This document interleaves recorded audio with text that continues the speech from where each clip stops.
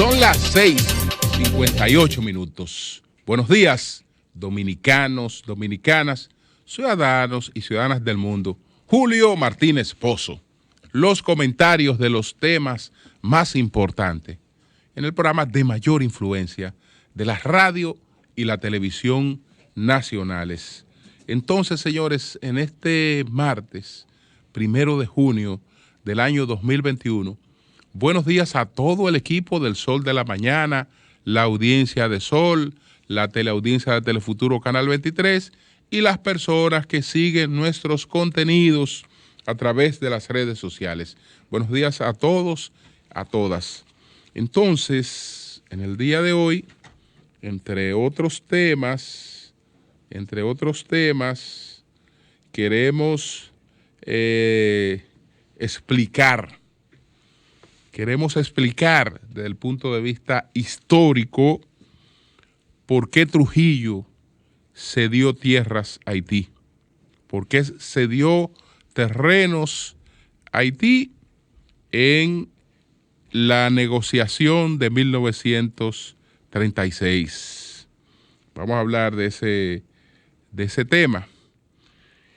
Tenemos entonces que la covidiotez ha hecho que se endurezcan las medidas. No hay de otra, porque en términos de la conciencia no estamos entendiendo claramente qué es lo que estamos enfrentando y nos estamos comportando como unos estúpidos.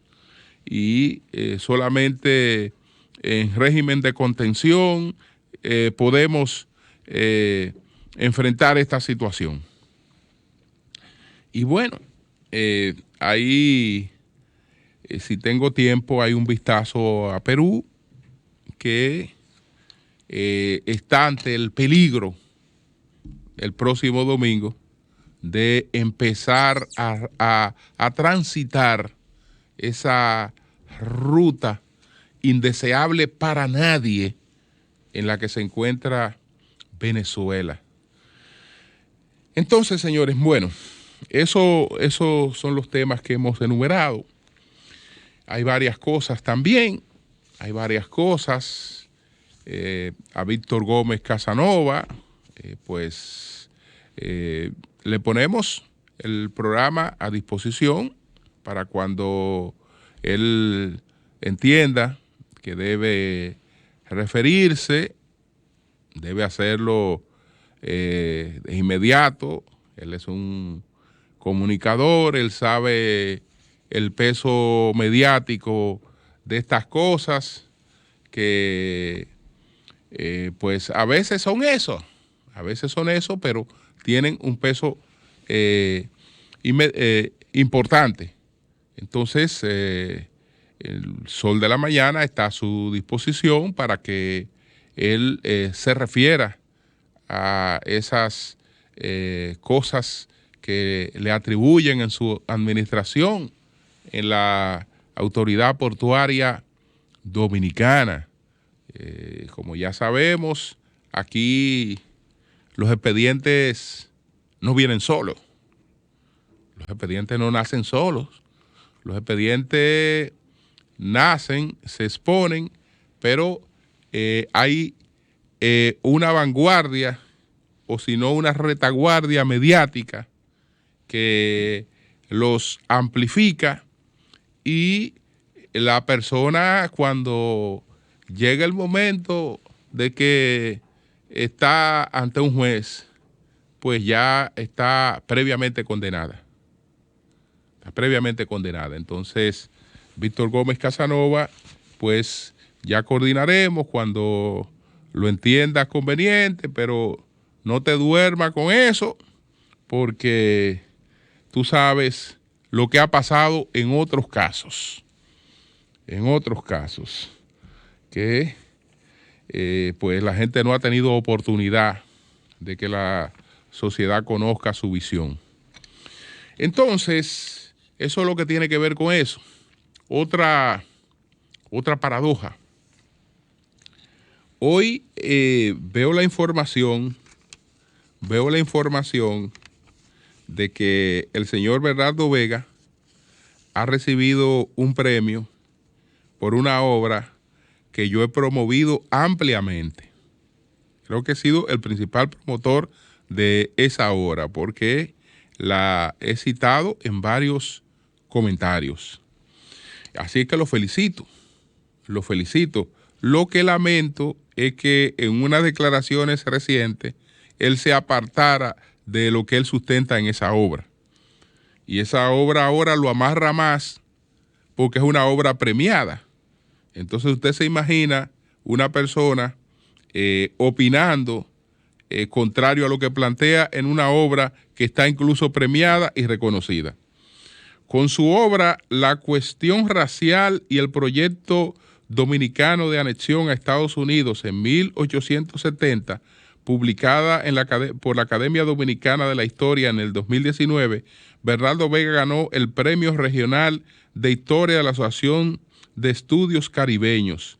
Se otorga al mejor libro sobre historia caribeña publicado en los últimos 2 años, ya sea en inglés, español o francés. Sobre Vega, el jurado citó su incuestionable pericia como historiador de gran profesionalidad. Su libro es considerado una importante y original contribución a la historia del Caribe. El premio fue compartido con el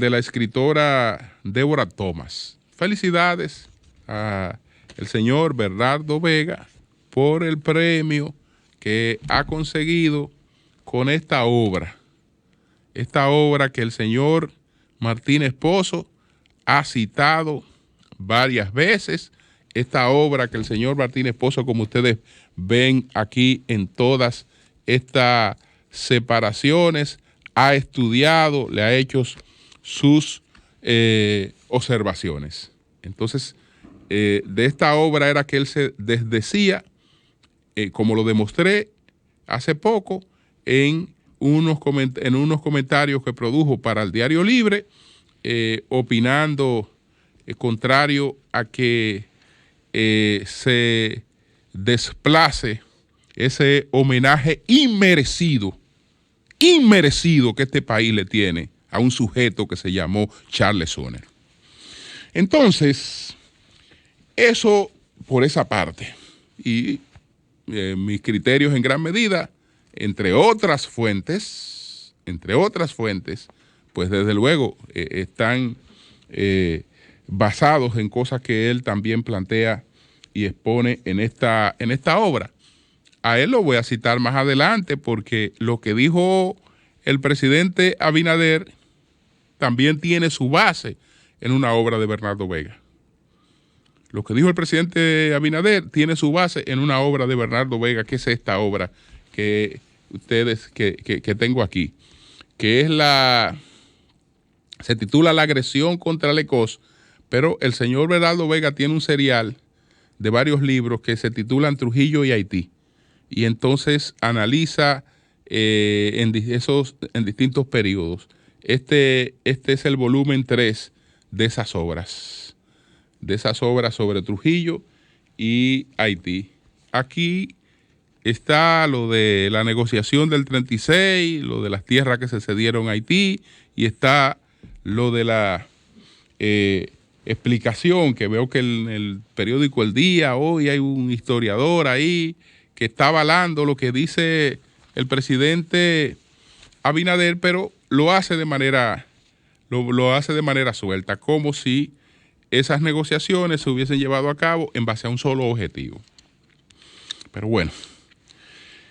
Entonces, señores, miren, cuando el gobierno anunció recientemente las medidas para tratar de contrarrestar lo que estaba ocurriendo en el Gran Santo Domingo, sobre todo, y en otras provincias, todos dijimos que las medidas que había anunciado el gobierno eran lasas, que no se correspondían con la magnitud del crecimiento que estaba teniendo la pandemia en esos lugares, que teníamos que ser más drásticos. Bueno, ahora llegaron medidas más drásticas. prácticamente estas medidas vuelven a anular la vida nocturna. Cualquier tipo de actividad nocturna ya quedó suspendida. Aquí estaban operando los restaurantes hasta las 9 de la noche. Hasta las 9 de la noche, que eso facilitaba una cena sin que la gente se prolongara demasiado, porque 9 de la noche ya esto implicaba que a las 8 de la noche se estaba cerrando la cocina de los restaurantes. Entonces ahora ya esto no será posible. No será posible porque el cierre en el Gran Santo Domingo y en varias provincias va a ser a las 6 de la tarde. Aunque hay 3 horas de libre tránsito, eso no es para el mantenimiento abierto de ningún tipo de actividad. Es decir, que la actividad de los restaurantes, la actividad nocturna de los bares y otros tipos de negocios queda suspendida en gran parte del país. En otros lugares hay unos horarios distintos, hay gente que podrá rejugar un poco con eso, pero de todas maneras es un gran riesgo y es más sacrificio que diversión. Y se expone entonces a que las horas de desplazamiento de todas maneras le creen problemas. Entonces, yo creo que esto no es un capricho. Esto no es un capricho. El gobierno no quiere dar hacia atrás. El gobierno requiere que la economía siga creciendo. Esto le da un golpe a la economía. La economía está muy entrelazada. Muy entrelazada está la economía. Yo siempre he dicho, y bueno, no es que sea original con eso, porque ahí está la influencia de Harry Sherman en su obra Las promesas de las que vivimos, que es un clásico de la economía. Estamos hablando de una obra que se escribió en el 1938 y todavía es una de las obras de economía más leídas. Y el que quiera aprender de los fundamentos de la economía, ahí tiene una obra bien escrita, bien explicada, que la verdad que le da una visión a uno amplia, pero manejable de lo que es la economía. Entonces, la economía es un conjunto de actividades entrelazadas en la que todos vivimos de lo que no nos imaginamos que vivimos. Todos vivimos de lo que no nos imaginamos que vivimos. Por ejemplo, cuando vemos suspendida la actividad nocturna, ¿qué pasa con la suspensión de la actividad nocturna? ¿De qué vive la economía diurna? La economía diurna en parte se alimenta de la economía nocturna. Cierre en la economía nocturna, disminución automática en la economía diurna. Porque todo el que vende de noche tiene que suplirse de día.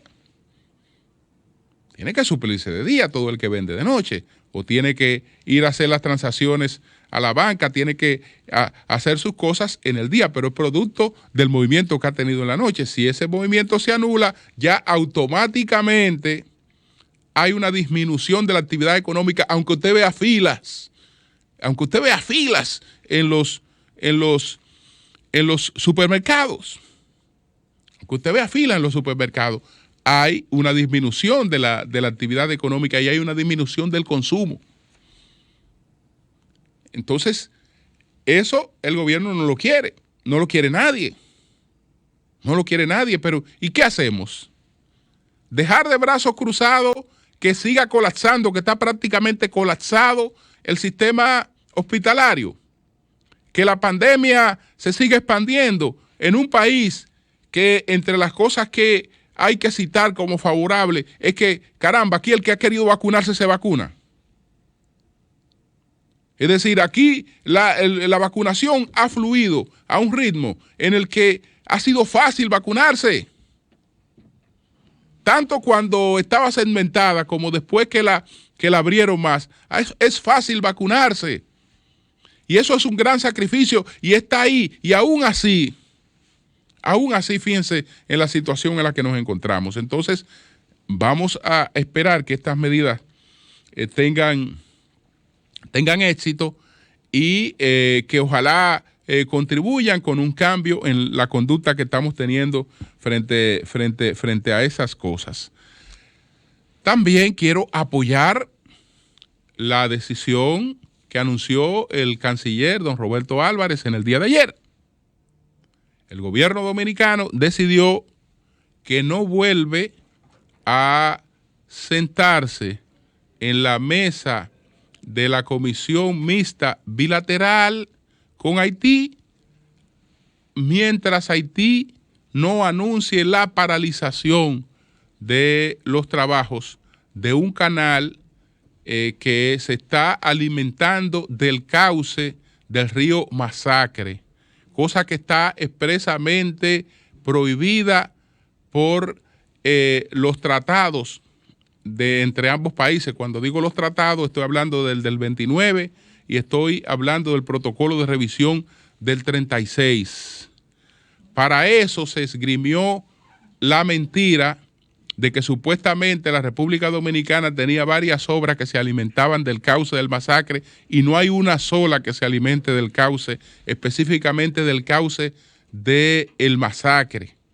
Como ha explicado Osiris, que eso ocurre, Osiris de León, que eso ocurre en la hemicuenca del Masacre, que lo propio puede hacer Haití con la hemicuenca occidental del Masacre. Entonces, eso está muy bien, porque la República Dominicana estaba dando a entender, se estaba comportando como si estuviera apoyando lo que Haití estaba haciendo, porque cuando nosotros mismos salimos a reproducir los argumentos de Haití, incluso mal orientados, mal enfocados, porque nos han servido nuestras propias autoridades. En ese caso ya nos responsabilizo a la Cancillería, porque la Cancillería dice haberse basado en un informe del INDRI.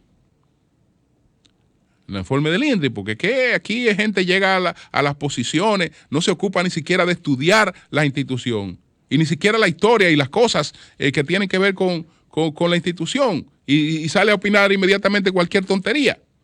Entonces, esa información incorrecta que se le sirvió a la Cancillería y que la Cancillería reproduce como argumentación del gobierno haitiano, nos proyectaba como si nosotros estuviéramos reproduciendo y de parte de esos argumentos.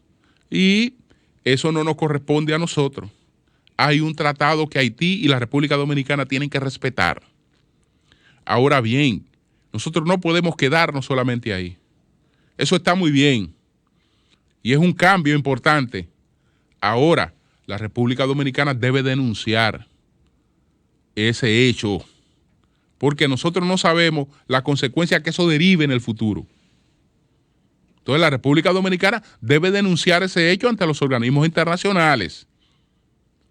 Estados Unidos es un avalador de ese tratado, porque incluso es Estados Unidos el que firma el tratado del 29, porque es quien ocupa Haití cuando se produce el tratado fronterizo, donde se acordó que en las aguas de ese río común nadie puede actuar de manera unilateral.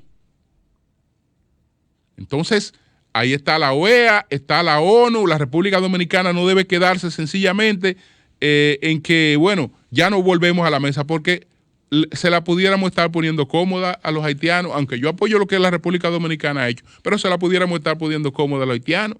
Bueno, ellos avanzan su trabajo, siguen su trabajo adelante, no hay reuniones mixta bilateral, pero ya cuando volvamos a reunirnos, ya el canal es un hecho.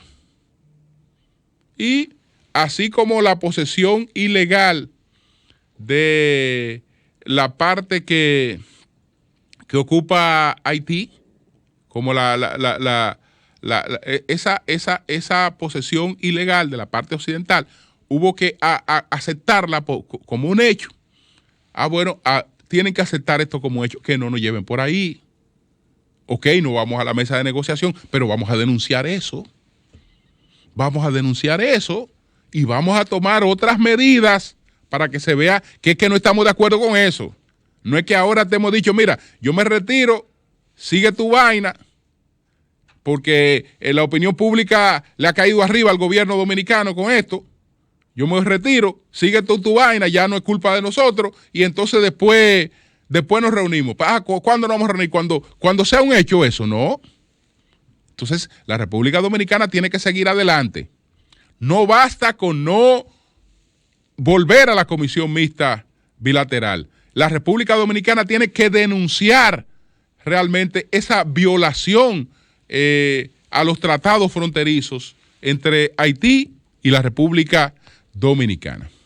Entonces, yo quiero pasar a explicar un poco cuál fue la razón, es decir, por qué Trujillo cedió tierras a Haití en el año de 1936, de lo que lo acusó el presidente Abinader, y también hizo referencia al acontecimiento sangriento del 37. Bueno, hay algo que le preguntaba ayer a Juan Daniel Balcácer, y yo se lo preguntaba porque yo escucho que aquí mucha gente dice, miren, tenemos que eliminar todo las instituciones del Trujillato. Tenemos que enterrar todavía al Trujillato porque hay muchas cosas que tienen vigencia que nos vienen desde los tiempos de la dictadura, como si todo lo que viniera de los tiempos de la dictadura fuera malo.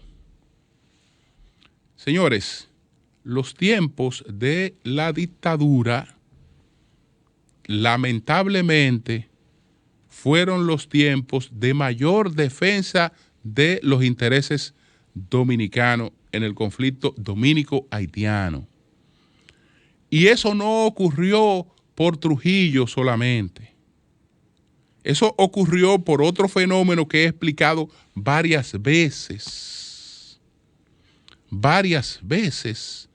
Porque algo puso a Trujillo y a las inteligencias dominicanas a trabajar de manera conjunta.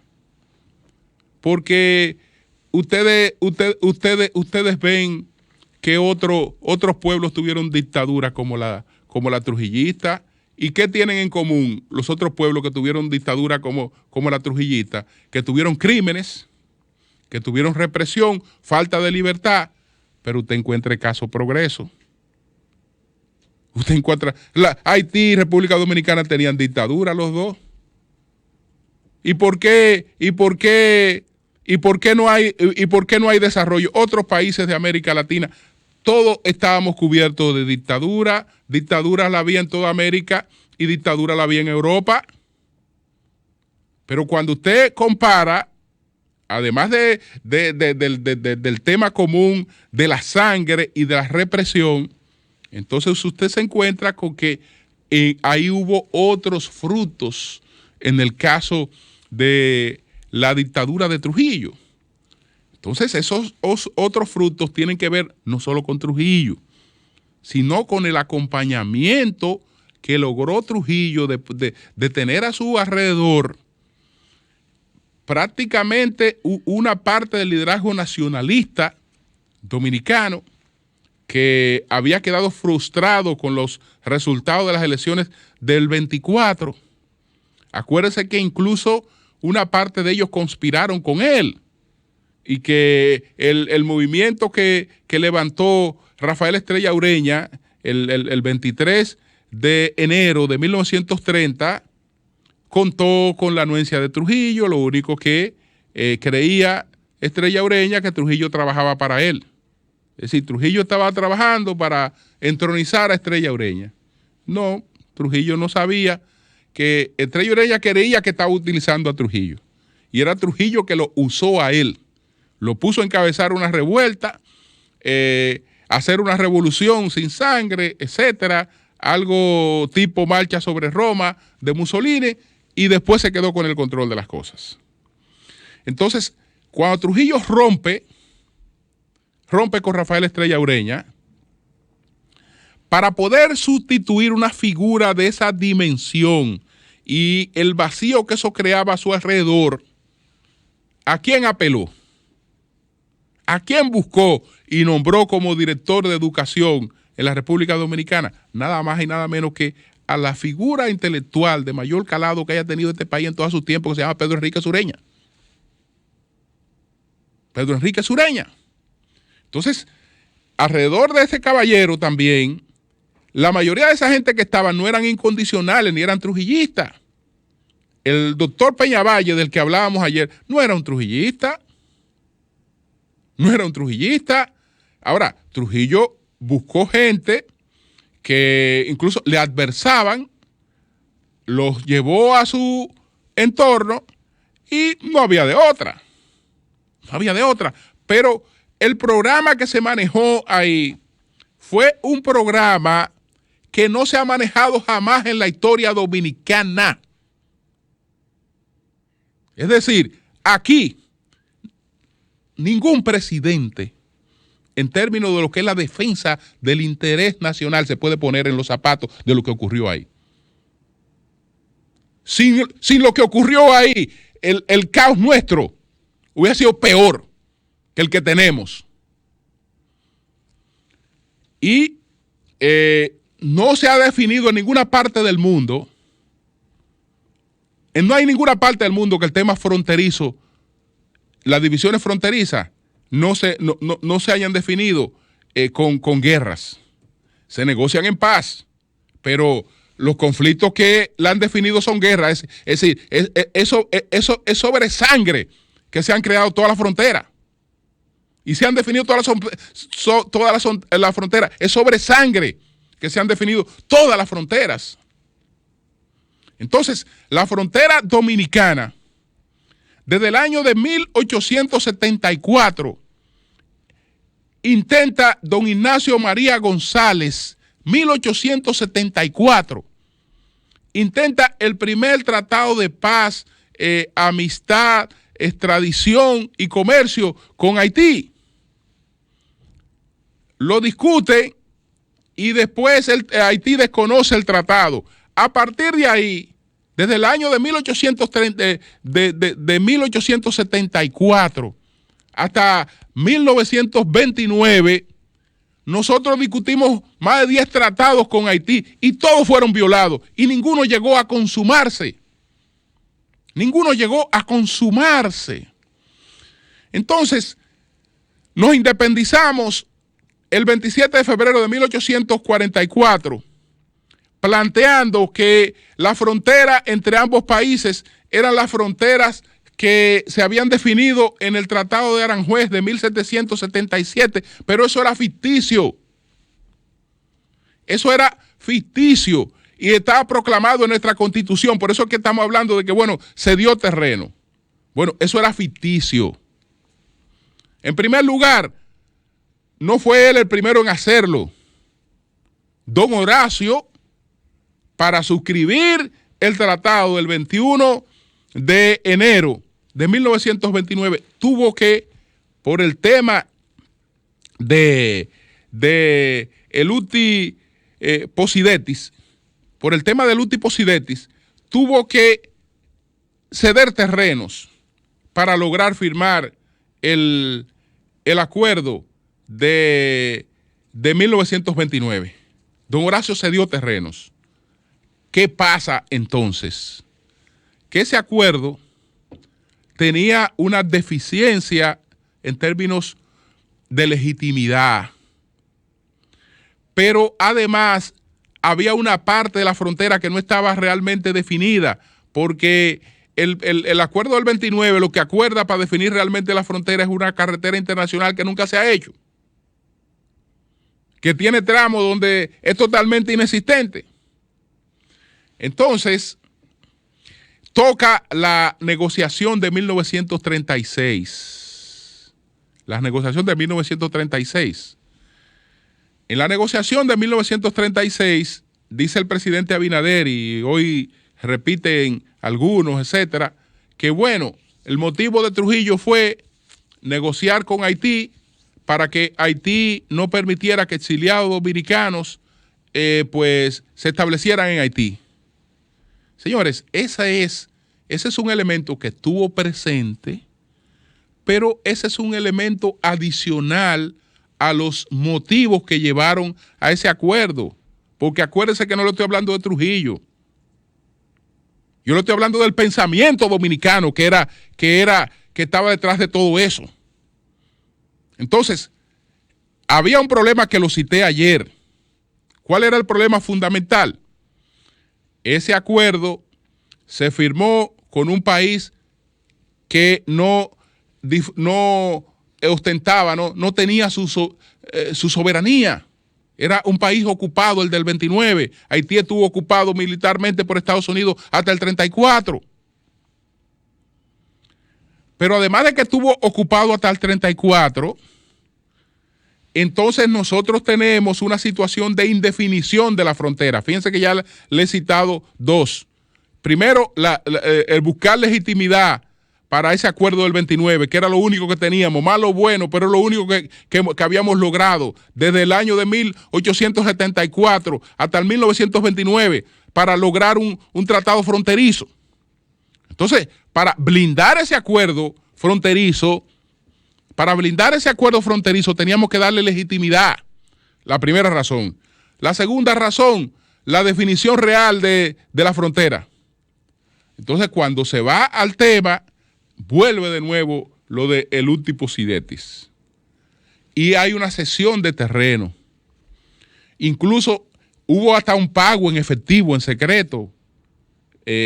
Trujillo le pagó al presidente Estenio Vicente, le hizo un pago en secreto para lograr ese acuerdo, para blindar ese acuerdo. Y los que creen que Trujillo es un loco y que era un anti-haitiano, porque todo esto fue previo a lo que ocurrió en el 37, pero los que creen que él era realmente un anti-haitiano, señores, la única vez que aquí estuvo prohibido en la prensa hablar contra Haití fue en el gobierno de Trujillo. Fue en el gobierno de Trujillo. Durante ese periodo, aquí tengo al señor Bernardo Vega, la agresión contra Lescot, la Trujillo y Haití. Vamos a ver qué pasó ahí. Bueno, dice el señor Bernardo Vega, durante este periodo Trujillo no permitió que de ninguna forma la prensa dominicana criticara al pueblo o al gobierno haitiano. Sus funcionarios tampoco expresaban públicamente ningún comentario anti-haitiano, a pesar de los prejuicios de muchos de ellos. Con motivo de la reunión de 1933 entre Vicente y Trujillo, la prensa dominicana se llenó de elogios hacia el pueblo haitiano y su presidente. Entonces, bueno, ¿qué pasa con esto? Además de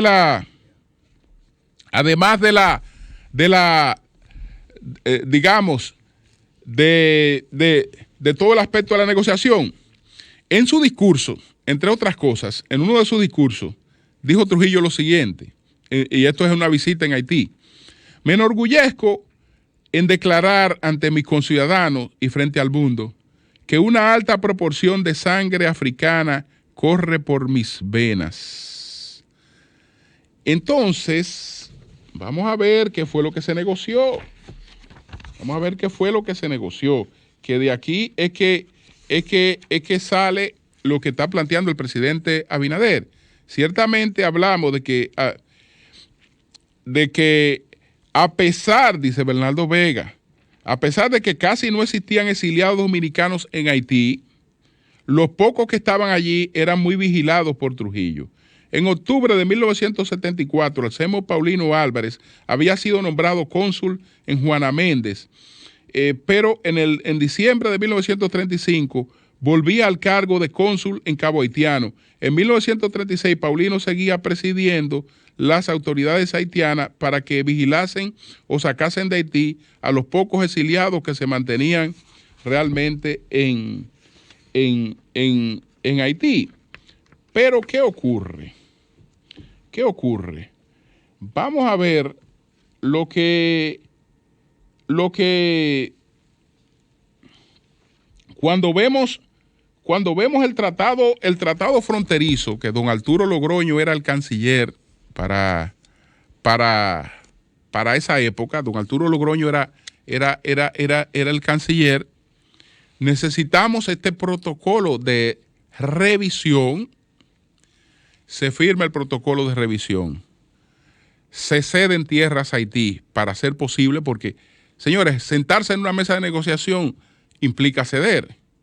Si hay un beneficio para mí, que yo quiero definir claramente mi frontera y tengo una realidad como la tenía en el 29 y como la tenía en el 36, sí, se cedió terreno, se le dio dinero, una serie de cuestiones, pero Trujillo le dejó claro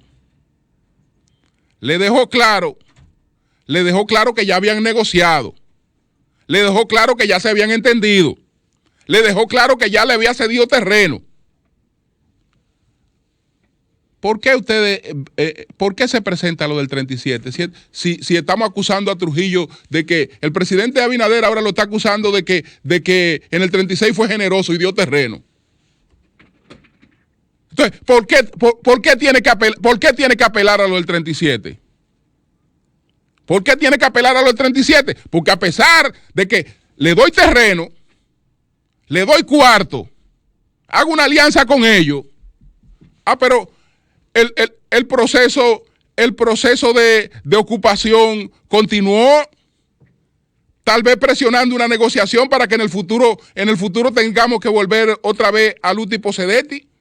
Entonces, le advirtió que ya no había más negociación, que ya se había negociado lo que había que negociar, que era de ahí para allá. Y ocurrió lo del 37, que lo que quieren hablar tontería, hablan de 30,000, de 15,000, de 10,000. No hubo 30,000, no hubo 3,000 haitianos, lo demuestran Bernardo Vega y otros. No hubo 3,000 haitianos. Bernardo llega a hablar como máximo 6,000 en la masacre.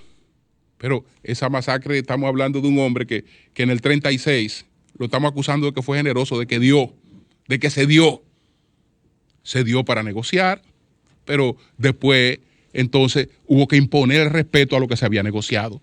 Cambio y fuera.